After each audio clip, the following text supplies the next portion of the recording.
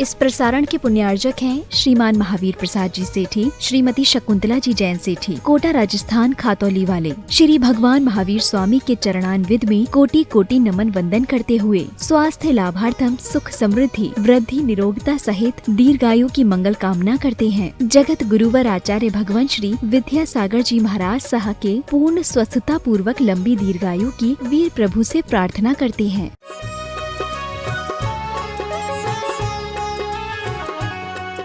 जय श्री ओम नमः सिद्धेभ्यः।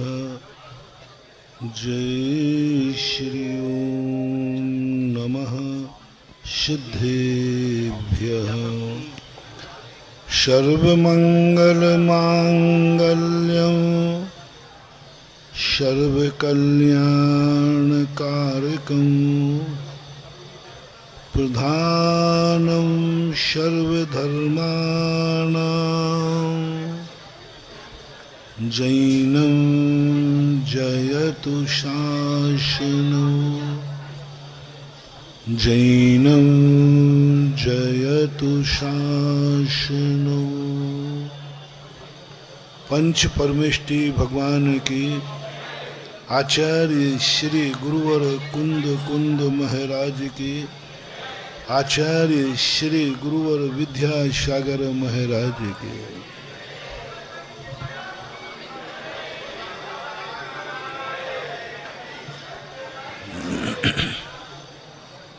प्रसंग चल रहा है।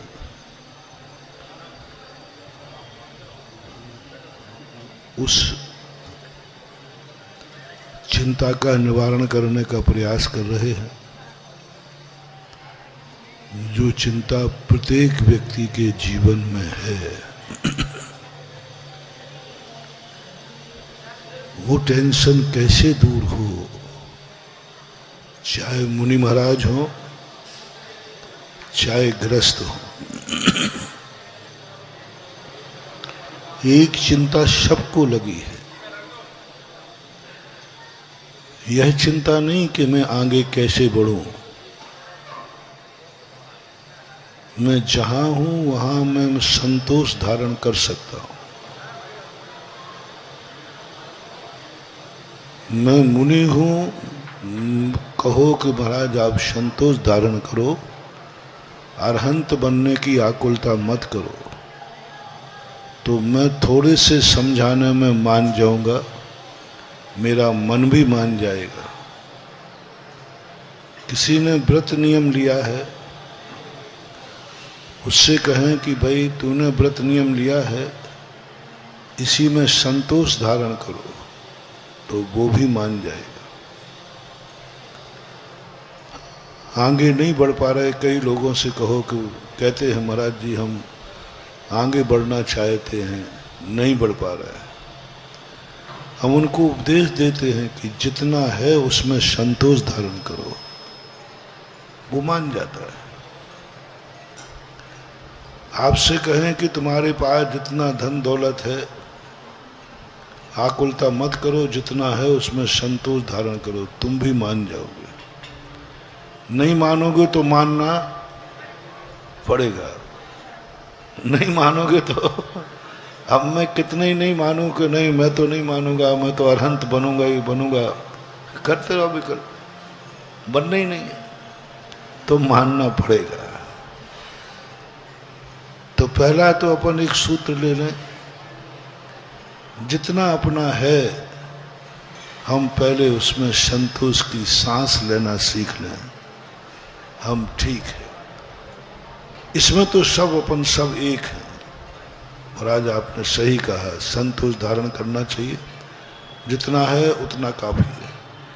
लेकिन दूसरा जो टेंशन तुम प्रश्न पूछोगे उसका समाधान मेरे पास नहीं है, जिनवाणी के पास नहीं है, शास्त्रों के पास नहीं है। उसका समाधान तो हमें खुद खोजना है। रिपीट कर रहा हूं, पहला समाधान, हम भविष्य की इच्छाएं, हम शेख चिल्ली बनना छोड़ सकते हैं, नहीं करेंगे कल्पनाएं, कुछ जाऊं है ठीक है। लेकिन जो दूसरा टेंशन जो कल कहा था मैं जहां हूं यहां तो रुक जाऊंगा, गिर तो नहीं जाऊंगा, ये टेंशन। मुनि को क्या टेंशन है? अरहंत बनने का ज्यादा नहीं है। सुन रहे हो ना? जो व्रत है इसमें दोष न लग जाए। 24 घंटे एक ही विकल्प, चलो तो चलता हूं, एक ही टेंशन, कहीं ईरिया समिति खोटी ना हो जाए, कहीं अहिंसा धर्म खोटा, कोई जीव न मर जाए। पूरे रास्ते में चलते चलते एक ही टेंशन, कोई जीव ना मर जाए। बोलते समय टेंशन, कहीं कोई गलत शब्द। 24 घंटे खाते समय एक ही टेंशन, कोई गलत चीज ना आ जाए, मेरा मुनिपद। एक ही टेंशन। इस टेंशन से कैसे मुक्ति मिले, बड़ी आफत है। जिनवाणी में खूब खोजा, शास्त्रों में कोई एक मंत्र दे दो, वो मंत्र तो मैंने कह दिया स्वीकार है, अब हम आगे बढ़ने का कोई विकल्प नहीं करेंगे। जितना हूं, जहां हूं, वहां खुश रहूंगा।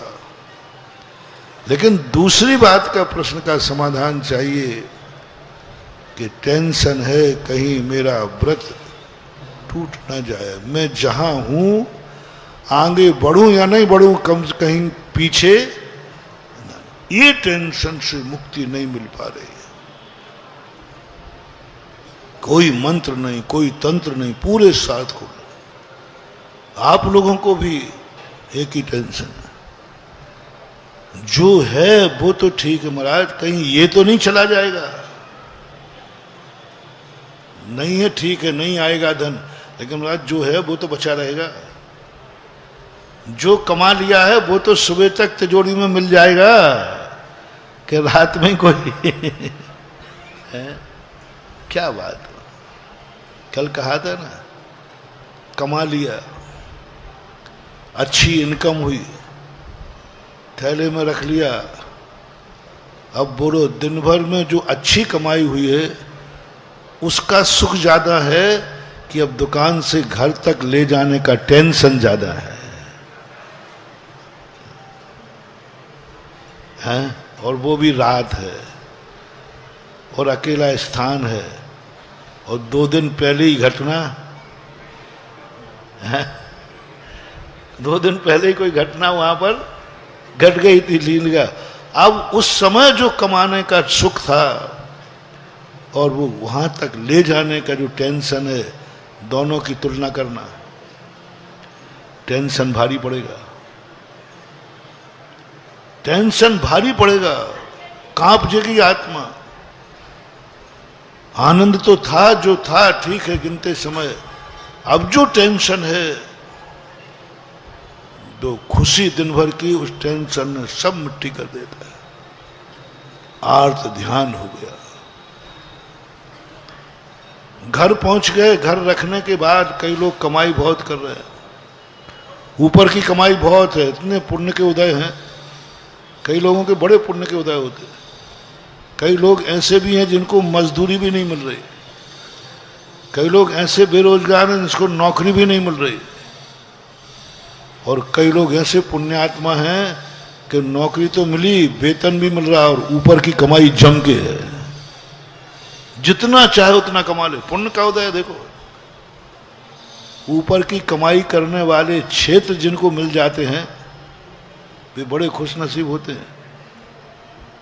वेतन तो सब पूरे भारतवर्ष में एक समान मिलता है। एक बार एक ऑफिसर से मैंने पूछा, आप वहां ट्रांसफर क्यों चाहते हो?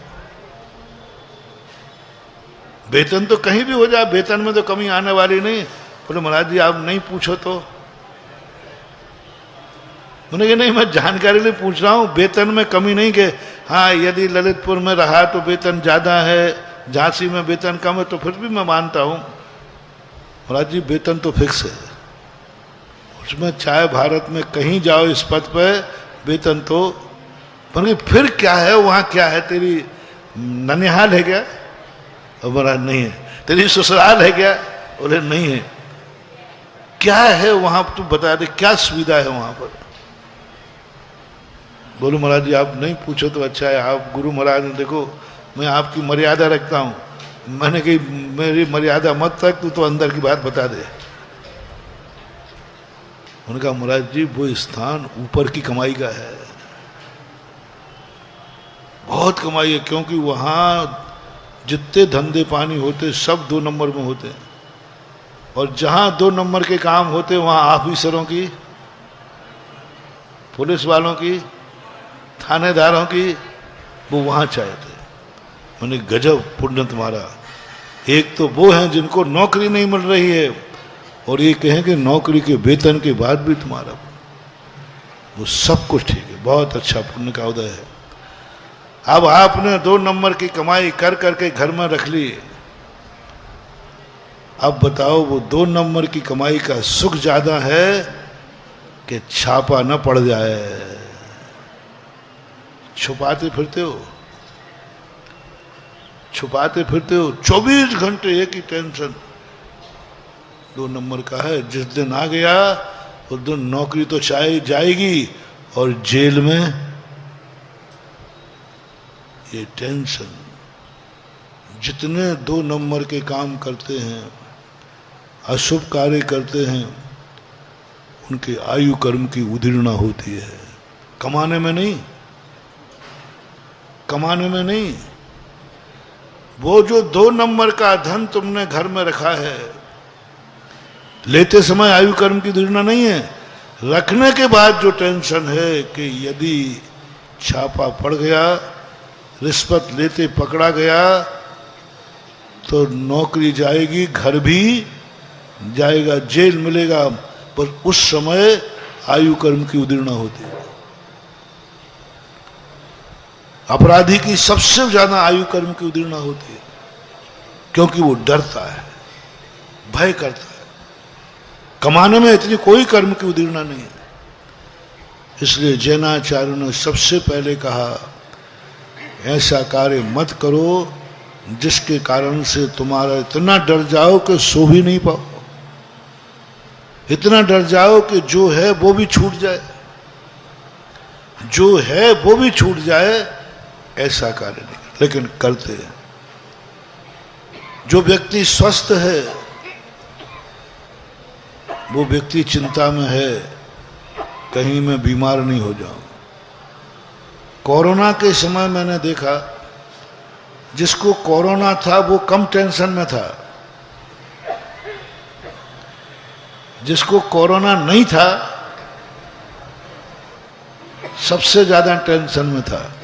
यहां तक कि हम तक, मैं भी, जनता आते ही मैं भागता था, अरे भाई रोको उनको।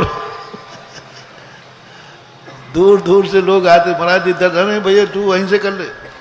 मुझे तो यहां तक घोषणा करनी पड़ी, यहां तक डर गया, इतना डर गया, इतना डर गया कि मैंने माइक से कहा जो कोरोना के समय महाराज के हम लोगों के दर्शन करने नहीं आएगा वो ही मेरा सच्चा भक्त है, और जो मेरे चरण छूने का भाव नहीं करे वो तो परम भक्त है। मुनियों के दर्शन करना और छूना ये सबसे बड़ा पाप होगा। जो मुनि के चरण छुएगा वो मुनि का हत्यारा होगा।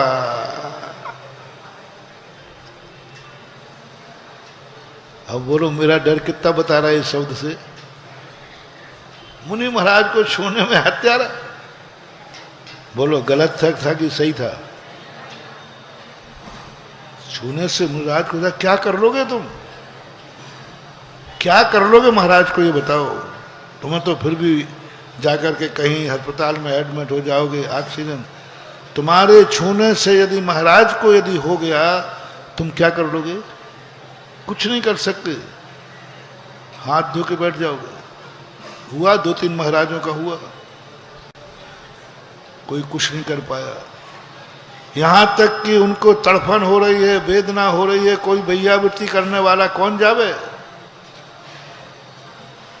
कौन भैयावृत्ति करे? महाराज जा नहीं सकते, कमरे में से खिड़की में से संबोधन कर रहे हैं, उनको कोई संबोधन करने वाला नहीं।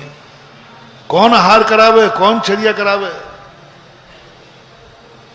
तो मैंने कहा भैया तुमने यदि मुनिराज को छुआ तो मुनि महाराज की हत्या का भाव, और जो नहीं छुएगा वो सबसे ज्यादा, जो नियम ले ले जब तक ये कोरोना है हम महाराज को नहीं छुएंगे, उनको तो विष्णु कुमार को तो 700 मुनियों की रक्षा का पुण्य लगा था, तुझे तो 1000 कितने साधु मान में पिछीधारी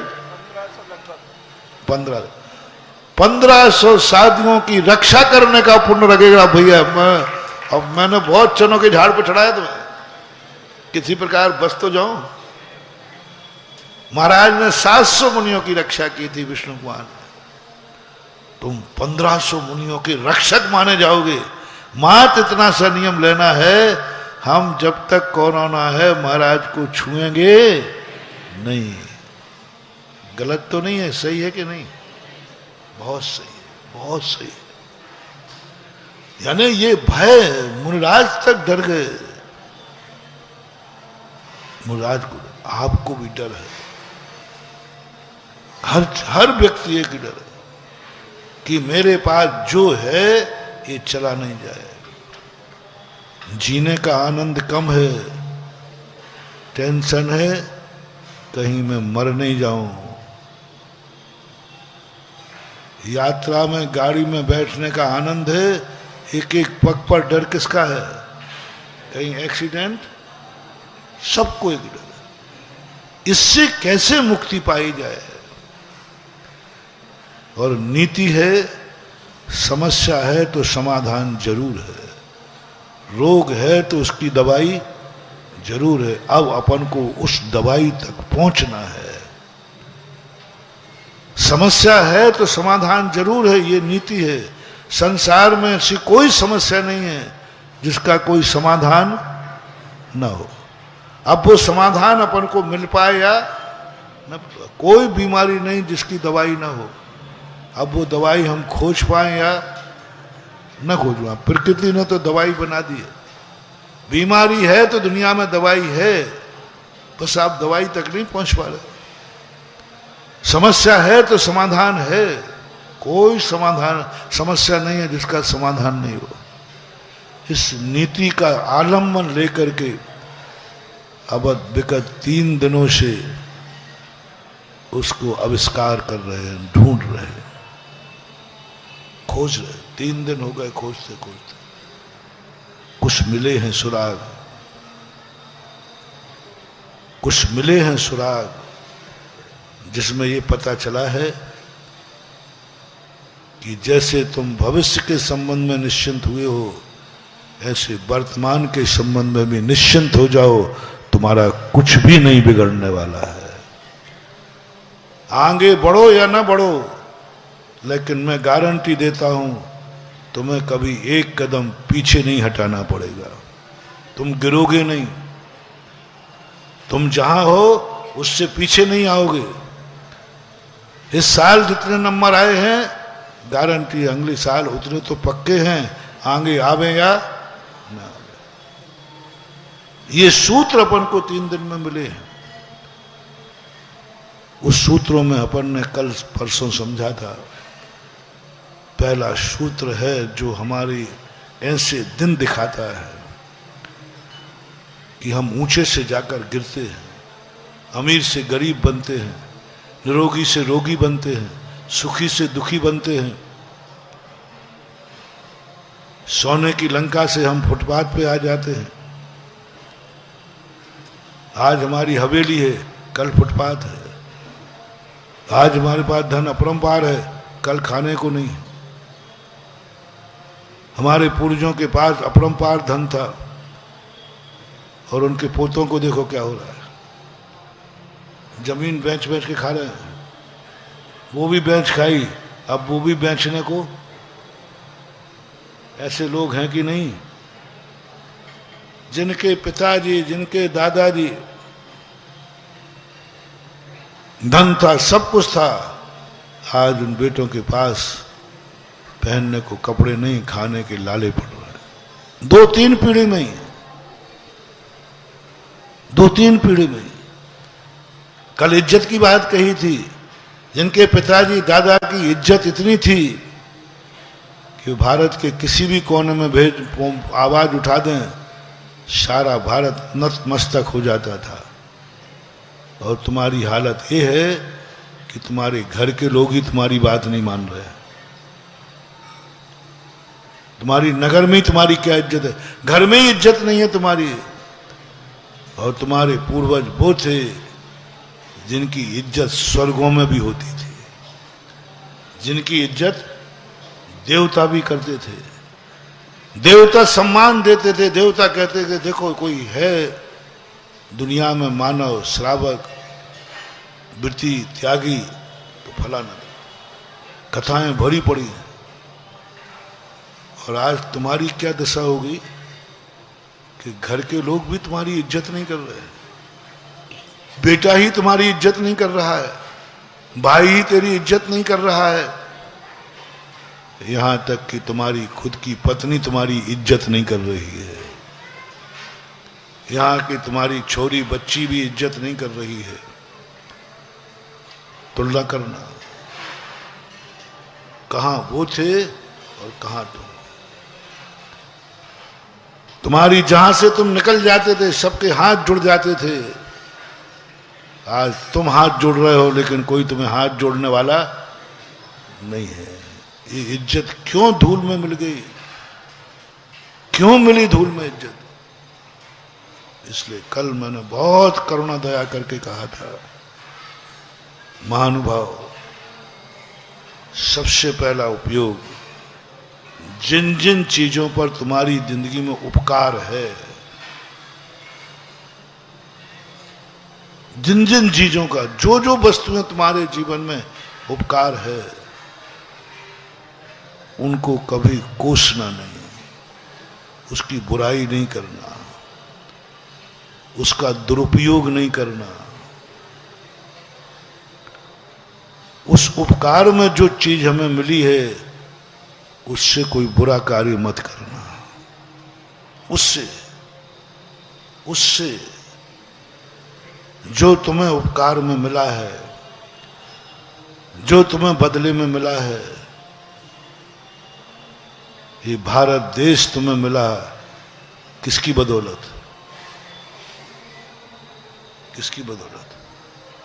कर्म की बदौलत, पुण्य कर्म की बदौलत। जैन जाति तुम्हें मिली है, तुमने पूर्व के किए हुए कर्म का पुरस्कार है। पुरस्कार का दुरुपयोग नहीं करना, पुरस्कार में मिली हुई वस्तु को कभी अपमान नहीं करना। पुरस्कार की निकली हुई वस्तु को कहाँ रखते हो आप लोग? उसको बेइज्जती, उसको अपमान नहीं करना, वो पुरस्कार में मिली है। तुम गिरे तो गिर जाना, लेकिन पुरस्कार की वस्तु मत गिरने देना, वो पुरस्कार है। पुरस्कार कोई भी भेंट, चाहे वो एक रुपए का पुरस्कार क्यों ना हो, पुरस्कार तो पुरस्कार होता है। एक पेंसिल भी पुरस्कार में मिले तो सवाल पेंसिल का नहीं है, सवाल तुम्हारी योग्यता का एक प्रोत्साहन है। जो चीज तुम्हें पुरस्कार में मिली है तुम्हारे करने के बल पर, भारत देश में तुम्हें जन्म मिला है पुरस्कार, ऐसे ही नहीं मिलेगा। मैंने एक दिन कहा था, ये आर्यखंड किनको बनाया गया है? तीर्थंकरों के लिए। 63 साल का पुरुष, आपके लिए नहीं बनाया गया। आर्यखंड पूरे 3 लोक में छोटे से स्थान है, वहां मां तीर्थंकर 63 साल पुरुषों के लिए वीआईपी बना गया है। जैसे पूरे पंडाल में कभी कभी एक सफेद चादर बिछा देते ना आप, क्यों? वीआईपी। पंडाल बड़ा होता है कि वो सफेद चादर का स्थान बड़ा होता है? पंडाल उसमें आप बैठिए, उतने तीर्थंकरों के लिए बनाया गया, 63 साल का पुरुषों के लिए बनाया गया था। क्या गजब, क्या गजब तुम्हारे कर्म ने क्या सोच मिलाया, क्या इज्जत कमाई, क्या शान कमाई, कैसे किया इस कर्म ने सेटिंग, समझ में नहीं आई। जो कुर्सी, जो स्थान 63 सलाका पुरुषों को है, 10-10 भव के पुण्यात्मा को है, उस सफेद चादर पर बैठने की सेटिंग कैसे की तुम्हारे कर्म ने? तुम्हारे लिए तो वो चादर बिछी भी, और एकाएक माइक से आवाज आई, फलाने चंद भी आगे आ जाए। अरे तुमने क्या किया भैया? तीर्थंकर प्रकृति का बंद किया होगा। आप सब तीर्थंकर होंगे हैं? नहीं, चक्रवर्ती तो हो ही जाएंगे। एक भी नहीं हो, एक भी 63 सलाका पुरुषों में नहीं। और स्पष्ट आगम में लिखा है कि 63 सलाका पुरुषों के लिए ये 5 मलेच्छ खंडों के बीच में छोटा सा आर्य खंड होता है, ये उनके लिए बनाया गया। थैंक्स कह दो एक बार कर्म को। वो तीर्थंकर जब जन्म पाए, जब तीर्थंकर प्रकृति का बंद किया, हमने आपने तो कुछ भी बंद नहीं किया, अपने कर्मों ने कैसी सेटिंग की। मैं बहुत बार अपनी किस्मत को बहुत धन्यवाद देता हूं।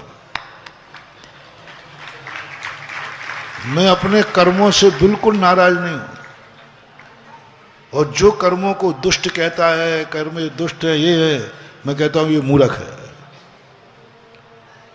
पहली बात, 2 दृष्टि से कभी कर्मों की बुराई नहीं करना। कर्म बहुत बड़ी न्यायालय है। न्याय का मंदिर निंदनीय है कि वंदनीय है? वंदनीय हो या ना हो, लेकिन निंदनीय तो न्याय का मंदिर, न्यायालय। जजा सजा दी जाती है, बरी किया जाता है। कर्म एक बहुत बड़ी अदालत है। कर्म एक बहुत बड़ा मजिस्ट्रेट है, न्यायाधीश है, जो अच्छे बुरे का निर्णय करता है, सजा देता है। कह के देखो एक आध बार न्यायालय को, फलाना न्यायाधीश ये है, दुष्ट है, निर्दयी है, ये कुछ भी शब्द जोड़ो, ध्यान रखना शब्द निकालते ही राष्ट्रीय कानून लग जाएगा।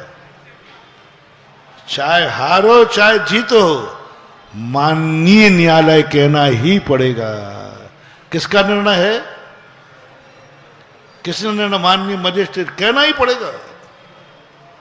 जितने वकील खड़े होते, चाहे कैसे ही हो, मजिस्ट्रेट को ऑनर है, ऑनर बोलते, ऑनर है मजिस्ट्रेट, कहना ही पड़ेगा। उसका आप अनादर नहीं कर सकते। सजा देने वाला भी मजिस्ट्रेट को बुरा नहीं कह सकता, मजिस्ट्रेट की बुराई नहीं कर सकता, मजिस्ट्रेट को अशुभ शब्द नहीं बोल सकता, सजा मिले। और हमने क्या मचा रखा है? कर्म न्यायाधीश है, वो न्याय करता है। कर्म अच्छा किया तो सजा देगा, बुरा किया तो सजा देगा, अच्छा दिया तो पुरस्कार देगा। न्यायाधीश है। और हमने शास्त्र में भर रखा है कर्म न्यायाधीश है, कर्म दुष्ट है, बहुत दुष्ट है, मन माने दुख दें, काऊ से नहीं डरे जी। गलत बात, गलत बात। जब वो तुम्हें दुख दे रहा है तो ये समझना मुझे अपराधों की सजा दे रहा है, न्यायाधीश है। चलो मुराद जी, सजा देने वाले को हम बाहर से कुछ भी कहलाओ, अंदर से तो हम उसकी प्रशंसा नहीं करेंगे। हम कर्मों की प्रशंसा नहीं करेंगे क्योंकि वो मुझे दुख देते हैं।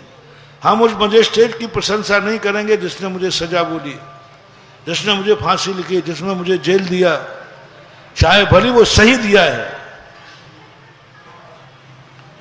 मैंने अपराध किया था, उसने सजा भी सही बोली है, तो भी बोलो सजा बोलते समय उस मजिस्ट्रेट के प्रति तुम्हारा क्या भाव होता है? भगवान से बोलते हैं, भगवान मजिस्ट्रेट की बुद्धि पलट दो, अपराध तो मैंने किया है लेकिन मैं बरी हो जाऊं। चलो तुम गृहस्थ हो, तुम इतनी उदारता नहीं रख सकते, इतनी उदारता नहीं रख सकते। तो जिन कर्मों ने तुम्हारे किए का पुरस्कार दिया है, उतना तो उसको धन्यवाद दे दो। मैंने पहले कहा, यदि उपकार किया है उसको तुमने थैंक्स नहीं कहा तो तुम्हारा डाउनफॉल निश्चित है। तुम नियम से पीछे आओगे, तुम नियम से भ्रष्ट होगे, तुम्हें कर्म ऐसी दशा में ले जाएगा कि तुम आंसू पहुंचने को रूमाल भी नहीं मिलेगा। ऐसे गिरोगे कि चढ़ने का आनंद तो पासंग में ले जाएगा और गिरने की चोट खतरनाक होती है। किसी भी स्तर से गिरो, गिरने की चोट बहुत खतरनाक होती है। व्रत लेने का उतना आनंद नहीं है, उतना पुण्य नहीं है, लेकिन व्रत को टूटने का जो वो दंड है वो पुरस्कार से भी निकृष्ट है। मुनि पद लेने पर भी उतना पुरस्कार नहीं है, लेकिन मुनि पद से गिरने पर बोलो ऐसी चोट है, साधु का घर दूर है जैसे पेड़ खजूर, चढ़े तो मावा को चखे, गिरे तो चकना चूर। बोलो खजूर पे चढ़ गया, खजूर मिल गए, उसके खाने का आनंद और गिर के जो हड्डी पसली टूटी उसका दुख, दोनों का तुलना होता। बहुत अच्छा उदाहरण दिया है कबीरदास ने। इन दोनों में से ज्यादा किसका होगा? खजूर खाने का आनंद, और उसी समय चूरे नीचे गिरे, चकनाचूर, हड्डी पसली टूट गई। अब वो कहो कोई बात नहीं, खजूर खाने का आनंद तो आ ही गया, अब रोना मत। अरे खाए का आनंद, इतने तो प्राण, वो दुख ज्यादा होता है। इसलिए महानुभाव, कर्म ने जितना तुम्हारा उपकार किया है, गिफ्ट दी है, उसका अपमान नहीं, पुरस्कार का अपमान नहीं, गिफ्ट का अपमान नहीं, गिफ्ट को सिरोधारी करो। कोई भी गिफ्ट देता है माथे पर डालो। मालूम, एक बार एक नेता ने उसको माला पहनाई थी, उस माला से उसने जूते पोंछ लिए, पेपर में आया था। कितनी निंदा हुई थी, कितनी निंदा हुई थी। गिफ्ट थी, पुरस्कार था। और इस कर्म की बोलो, मैंने कर्म से पूछा कि मैंने कहा तू क्यों दुख देता है? मैं एक चौराहे पर बिहार चल रहा था, वहां लिखा था ये मोड़ खतरनाक है। तो मुड़ते ही मुड़ते वहां से आवाज आई खतरनाक, बाबा जी थोड़ा रुको, ये बोर्ड पढ़ो। तो मत समझना, मुझे तो पता नहीं किन किन से बातें करता रहता हूं मैं तो। बोर्ड ही बोलो, देखो बराज, देखो मेरे साथ कितना अन्याय हो रहा है। साल भर में 1 या 2 एक्सीडेंट होते हैं, और साल भर में लाखों गाड़ियां सकुशल निकलती हैं। सकुशल का तो कोई बोर्ड लगा नहीं। 1-2 एक्सीडेंट हो जाए तो हमारे को लिए खतरनाक घोषित कर दिया, और लाखों गाड़ियां सकुशल निकल गई, उसकी कोई शाबाशी देने वाला नहीं है। कोई शाबाशी नहीं देता कि भाई लाखों गाड़ियां सकुशल भी तो निकलती। ऐसा ही अपनी जिंदगी में सब कुछ सही है, लेकिन थोड़ा सा भी गड़बड़ हो जाए, महाराज आप तो कम से कम ये कह देना कि मोड़ खतरनाक नहीं है, 2% खतरनाक है, 98% तो सही। ऐसे ही मैंने कर्म से कहा कि यह कर्म तू क्यों देता है दुख? मैंने अपने लिए नहीं, क्यों परेशान करता है? तू तीर्थंकर को नहीं छोड़ता, तू इस जनता को नहीं छोड़ता, कितना दुख देता है तू? क्या मिलता है तुझे? उसने कहा बाबा जी आप भी दुख दे रहे हो, आप भी मेरी बुराई कर रहे हो। लो तो सुनो मेरी कहानी, सुनो मेरी कहानी। मैंने कितना उपकार किया है इनके ऊपर, मैंने कितनी सेटिंग की है इनको इस सफेद चादर तक लाने के लिए। ये सफेद चादर 63 सलाका पुरुषों के लिए बिछी थी। जब मैं एक बार आर्य खंड के संबंध में चिंतन कर रहा था तो मिला 63 सलाका पुरुषों के लिए ये था। तो मैंने कि फिर इतने जीव, हम लोग तो कुछ नहीं है, ये कैसे मिल गया सौभाग्य, ये कैसे हो गया जन्म आर्य खंड में। ओहो, ये कर्म की सेटिंग है। कितनी सेटिंग मिलाई, कितनी सेटिंग मिलाई, कितना सब यहां वहां से मिला करके और हमारी आत्मा को सफेद चादर पर जाकर जन्म दिला दिया। अपन आर्य खंड में जन्म, आर्य पुत्र हैं अपन। ये कर्म की सेटिंग है। जिन जिन का भारत में जन्म हुआ है, बस मेरा कहना है ये कर्म ने तुम्हें गिफ्ट दिलवाई है, कर्म की सेटिंग से हुई है। एक बार इन कर्मों को थैंक्स कह दो, कह दो, कह दो, कहना ही पड़ेगा, आभार कह दो। और नहीं कहा तो मैंने कल कहा था, जिसने तुम्हारे ऊपर थोड़ा भी उपकार किया है, थोड़ा सा भी, यदि तुम उस उपकार को भूल गए तो जाओ, तुम्हें जन्म जन्म तक ठोकरें खाना पड़ेंगी। तुम रो रो के मर जाओगे, रूमाल भी तुम्हारे पास नहीं होगा, चिल्ला चिल्ला के मर जाओगे, कोई उपकार करने वाला नहीं आएगा, क्योंकि तुमने एक बार उपकारी को भूल गए थे। किसको भूल गए थे? उपकारी को नहीं भूलना, उपकारी की बुराई नहीं करना, उपकारी की बुराई नहीं सुनना, और उपकार जो किया है उसका दुरुपयोग नहीं करना। अब आप कहां बैठ गए हैं? बोलो, किस चादर पर बैठ गए हैं? जो चादर मुख्य अतिथि को बनाई थी वहां बैठ गए ना? बोल दो ना, कैसा लगता है? हम देखते रहते, कई बार रस्सी बंधी रहती ना सफेद चादर, सब लोग पीछे बैठो, यहां मुख्य अतिथि बैठेंगे, क्या के वो बीच सभा में एक यूं यूं खिसकता है, वो रस्सी के नीचे आके बैठ जाता। कुछ तो लगता होगा, आनंद की अनुभूति आती है। इतना आनंद आ रहा है। मैं 63 सलाका पुरुषों में नहीं हूं, फिर भी मेरा जन्म आर्य खंड में हुआ। आनंद, आनंद, अनुभूति। इतना वीआईपी मेरे कर्मों ने किया। जब जब तुम्हारा भारत में जन्म हुआ, एक बार कर्म को थैंक्स कहो और एक वचन दो, हे कर्म तूने इतनी सेटिंग करके मुझे आर्य खंड में जन्म दिलाया है, अब मैं इस आर्य खंड को कभी गंदा नहीं करूंगा, क्योंकि यहां उन्हीं का जन्म होता है जो इस चादर को गंदा। और तुम्हारी आदत क्या है? उसी से नाक पोंछने की। तुम्हारी आदत क्या है? बारात के जन्माशय की बात बताऊं, क्या आदत है? उन लोगों ने तुम्हें सफेद चादर बिछाई है और ऐसा गद्दा उठाते हैं, उसी के नीचे पीक कर देते हैं। जन्माशय तुम्हें सजाया है और हर जीने का कोना देखो धर्मशालाओं का, और तुमने वो चादर कैसी छोड़ के गए आप? और तो छोड़ो, धर्मशाला का कमरा कैसा मिला था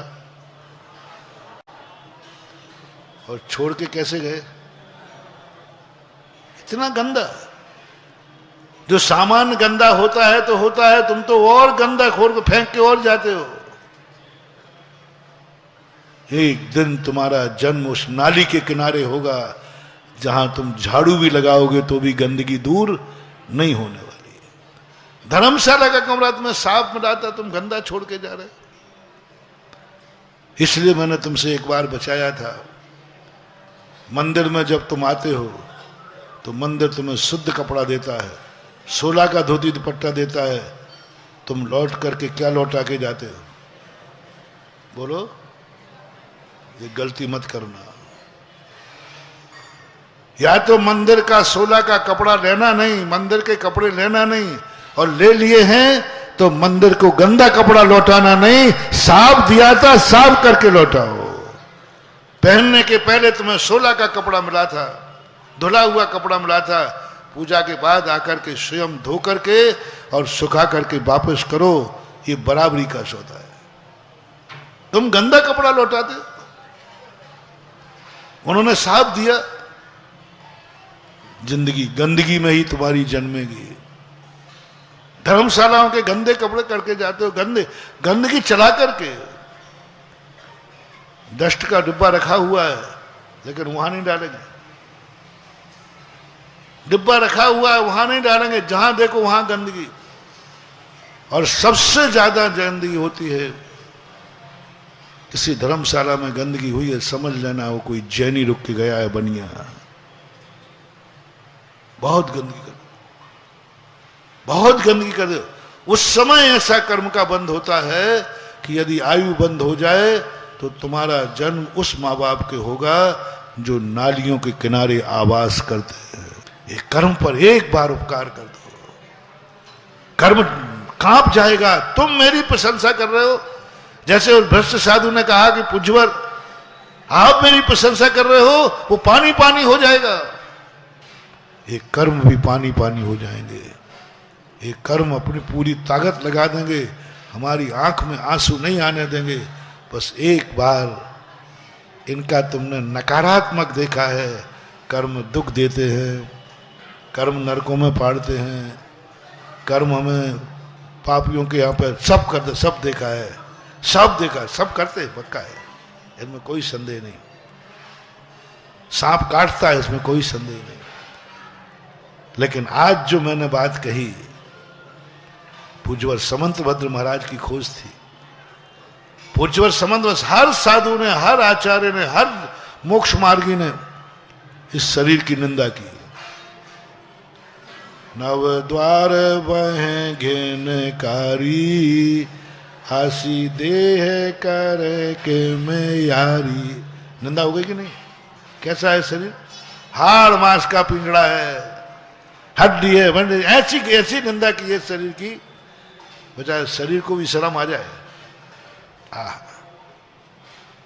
सामने जहां देखो वहां इस शरीर की निंदा ही निंदा है। पूज्यवर समंतभद्र महाराज ने खड़े होकर कहा, कौन कहता है शरीर पापी है? कौन कहता है शरीर घिनौना है? कौन कहता है? साहब असुचि है।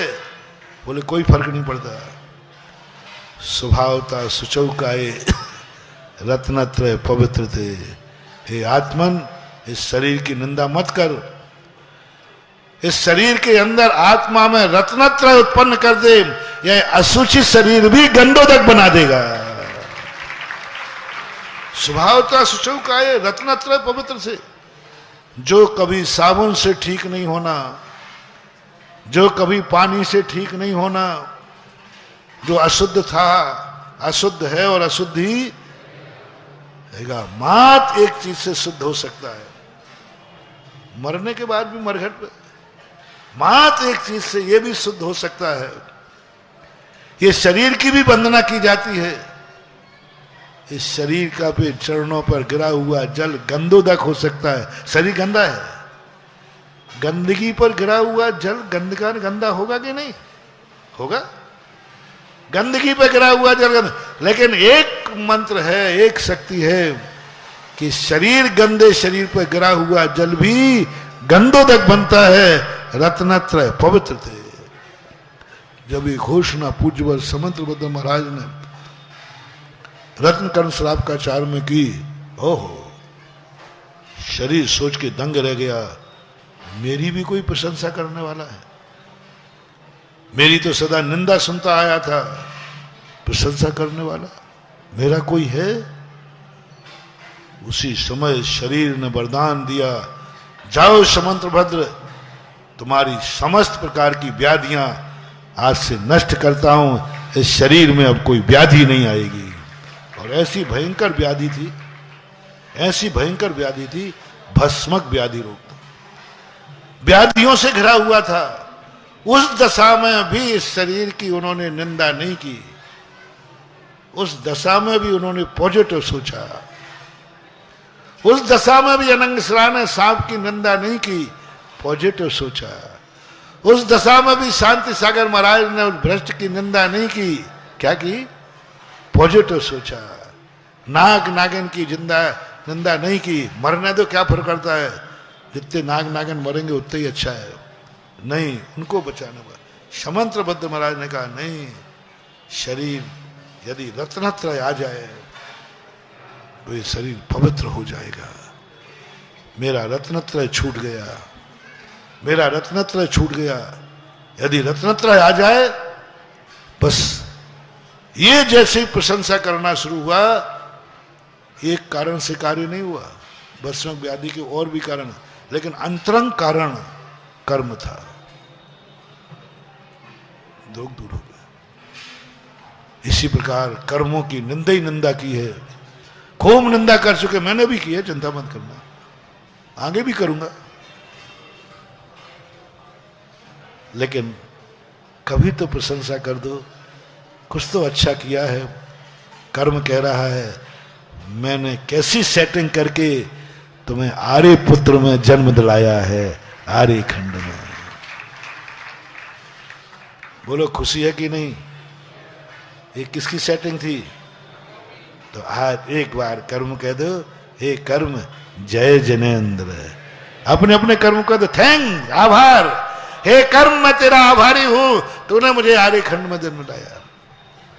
जैन जाति में किसने दिलाया जन्म? पुरस्कार है, पुरस्कार कह रहा हूं। किया अपन था, भावना अपन भाई थी, लेकिन भावना भाने से बात नहीं चलता। आजकल सोर्स का जमाना है।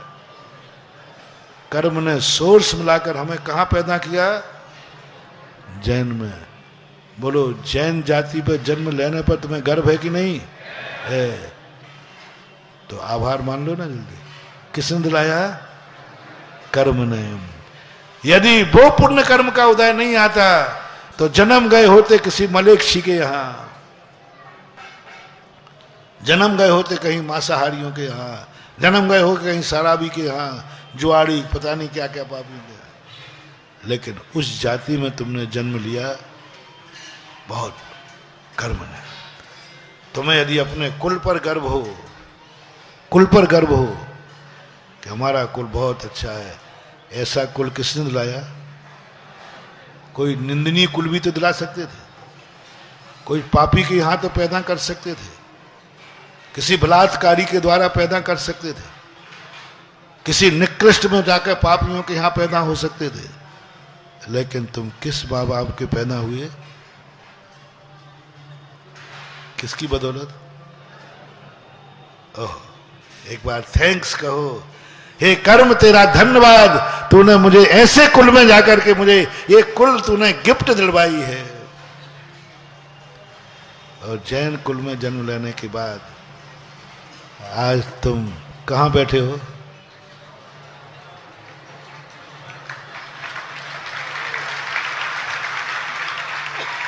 क्या बात है। दुनिया में मनुष्य तो है कि नहीं? कोई अभी अस्पताल में लेटा होगा, कोई अभी शराब की बोतल पी के पड़ा होगा, कोई घर में बैठे अभी घर्राटे लेगा कुंभकर्ण, कोई सुबह उठकर गुटखा तमाकू खा रहा होगा, कोई क्या कर रहा होगा देखो। और तुम्हारे कर्म ने ऐसा परिणति बना दी कि नहीं, प्रातःकाल उठ, क्षेत्रपाल चल, अभिनंदन भगवान का अभिषेक कर और गुरु महाराज के प्रवचन सुन, तेरा पुण्य है।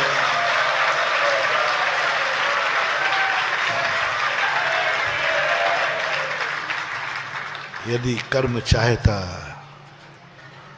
तो तुम्हें इस चतुर्मास का मुख नहीं देखने देता, कोरोना में ही, कोरोना में ही। कर्म चाहता तो रात में सुबह तुम्हें अस्पताल में भेज देता। भेज सकता था कि नहीं? बोलो ना, भेज सकता था, अस्पताल में भेज देता। जो अब तुम यहां मंदिर में बैठे हो वो कहां होते, किस दशा में होते क्या पता? होश में होते कि बेहोशी में होते, क्या पता क्या होता। हे कर्म, तूने मुझे कितना उपकार किया। आज मैं तीर्थ क्षेत्र पर गुरु के सामने जिनवाणी सुन रहा हूं, ये किसकी बदौलत है? क्या नहीं दिया कर्म ने तुम्हें, क्या नहीं दिया कर्म ने। और इसलिए आज अभी इतना ही, अपना प्रसंग यही चल रहा है, उपकारी की बद्दुआ नहीं। अब बस ये तुम्हें अच्छी चीजें मिली कि बुरी? एक बार और बोलो, अच्छी। बस इनके साथ लगा दो, कुल का, जाति का कभी कोसना नहीं, इनको कभी जाति को, कुल को, इन सब व्यवस्थाओं को कभी दूषित, तुम्हारे कारण जाति कलंकित ना हो, कुल कलंकित ना हो, तुम्हारे कारण से ये धर्म कलंकित ना हो, ये तुम्हारे लिए एक सोचना है। तीसरा, हम इसका दुरुपयोग नहीं करेंगे, जाति का दुरुपयोग नहीं करेंगे, कुल का दुरुपयोग, धर्म का दुरुपयोग नहीं करेंगे, इनका दुरुपयोग नहीं करेंगे। और इनके, जिससे इनकी महिमा, तीसरा, चौथा पॉइंट दिया था, जिसने हमारे ऊपर उपकार किया है उसको हम कहीं ना कहीं से सम्मान दिलाएंगे, भारत का मस्तक ऊंचा उठाएंगे, क्योंकि हम भारतीय हैं। हम कुछ ऐसा काम करेंगे जिससे जैन जाति का नाम, मैं ऐसा कोई कार्य करूंगा जिससे जैन, जिस कुल में जन्म लिया है उस कुल का इज्जत बढ़ेगी। मैं कुछ ऐसा कार्य करूंगा जिससे जैन धर्म की शान बढ़ेगी, जैन धर्म का झंडा ऊंचा करूंगा, क्योंकि इन्होंने मेरे ऊपर उपकार किया है। तो आज मैंने आपसे कर्म को जय जिनेंद्र करा लिया। गलत तो नहीं कराया? अंदर से पूछे, सही में उपकार है कि मेरे कहने से कर रहे हो? हमारा पता ही नहीं था, आपने बताया तो लग रहा है सब इसी की माया है। सब कर्म की, थोड़ा सा कर्म अपना सहयोग दे रहा है। जिन जिन का कर्म सहयोग दे रहा है वे कर्म को थोड़ा आभार माने, अपन डरे नहीं। और यदि हमारे बुरे कर्म, और यदि तुमने इतना कर लिया, जाओ, ये कर्म कभी तुम्हें बुरा उदय में आएगा ही नहीं। और इतने उपकार के बाद यदि तुमने इसकी निंदा कर ली, जो इसने पुरस्कार दिया है उसका तुमने दुरुपयोग कर लिया, कान खोल के सुनो, तुम्हें भारत देश दिया, जैन जाति दी, जैन कुल दिया, जैन धर्म दिया, यदि तुमने इसको दुरुपयोग कर लिया, इसको दूषित किया, इसको कलंकित किया, तो जाओ, तुम्हारा ऐसा डाउनफॉल आएगा कि कर्म तुम्हें जैन तो क्या, जैनी के यहां झाड़ू भी नहीं लगा पाओगे।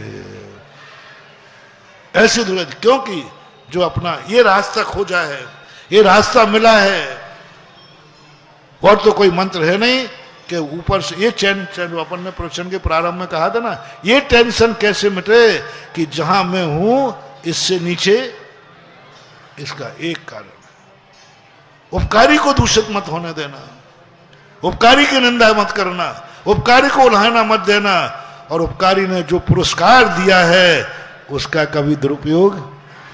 आज कर्म के पुरस्कार कितने हैं? आर्य खंड में जन्म मिला, ये पुरस्कार, जैन जाति में जन्म मिला, ये पुरस्कार, उच्च कुल में जन्म मिला, ये पुरस्कार, क्षेत्रपाल में चतुर्मास में बैठे हो, ये पुरस्कार। ये 4 पुरस्कार हैं। इन चारों पुरस्कारों का दुरुपयोग मत करना, इनका अपमान मत करना, इनको दूषित मत करना। तो जाओ, जो पुण्य आज तुम्हारा है, नीचे नहीं आओगे, आगे बढ़ो या न बढ़ो, लेकिन पीछे नहीं आओगे। महावीर भगवान की जय। इस प्रसारण के पुण्यार्जक थे श्रीमान महावीर प्रसाद जी सेठी, श्रीमती शकुंतला जी जैन सेठी, कोटा राजस्थान खातौली वाले। श्री भगवान महावीर स्वामी के चरणान्विद में कोटि कोटि नमन वंदन करते हुए स्वास्थ्य लाभार्थम सुख समृद्धि वृद्धि निरोगता सहित दीर्घायु की मंगल कामना करते हैं। जगत गुरुवर आचार्य भगवान श्री विद्यासागर जी महाराज साह के पूर्ण स्वस्थता पूर्वक लंबी दीर्घायु की वीर प्रभु से प्रार्थना करते हैं।